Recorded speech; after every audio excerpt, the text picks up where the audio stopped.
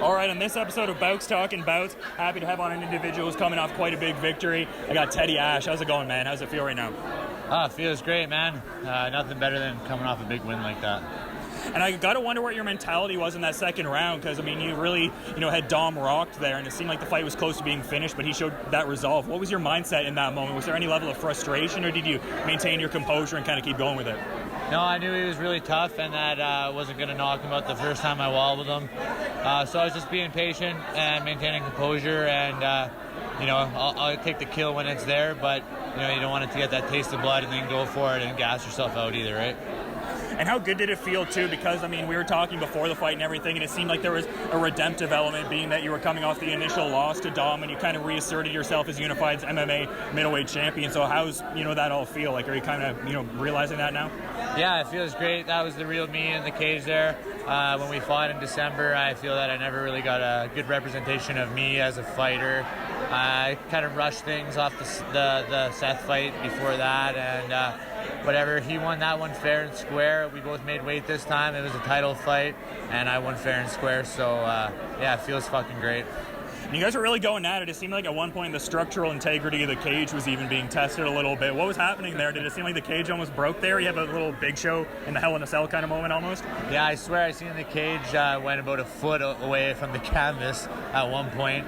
And, I had a little laugh. I almost said something to Dom there when we were in there for a joke, but I just kept it to myself and decided to keep my mind on the task at hand. So yeah, I mean, you're responsible for putting up the cage, right? You got to focus on one job at a time. Yeah, exactly, man. We'll knock it the fuck down if we got to, but but you're the titleist for both middleweight and light heavyweight and Unified. It seems you've been competing mostly at middleweight as of late. Where would you see your long-term future, though, do you think?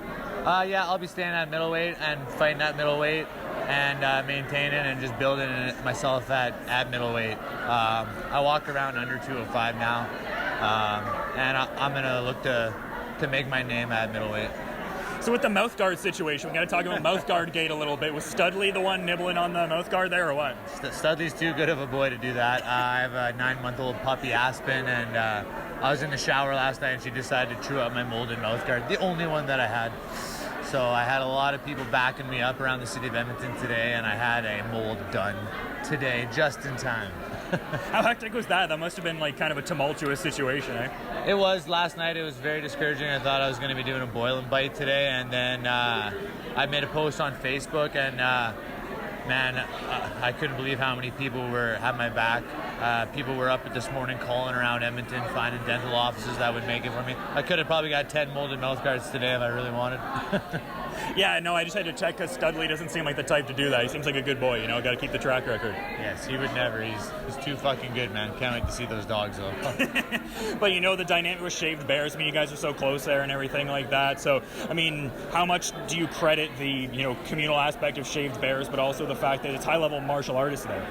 I owe it all to the Shaved Bears, who are the high-level martial artists that are turning me into a high-level martial artist. I've always been a tough, hard-headed football player. I'm tough. I like, being aggressive in there. That's just my nature. I'm aggressive. These guys are making me control my aggression and really use it, man. And I'm becoming so much better at striking, better at grappling. My wrestling's getting better, and it's only up from here.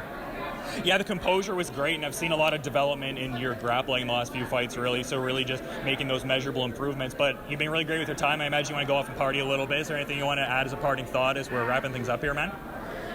Huge thank you to all my training partners, my coaches, friends and family, anyone out there that's cheering for me and loves watching me fight, man. I'm just going to keep making them more and more exciting and better fights, man. Got to check out Teddy Ash's next fight. This is Bouts Talking Bouts, Liberty Multimedia.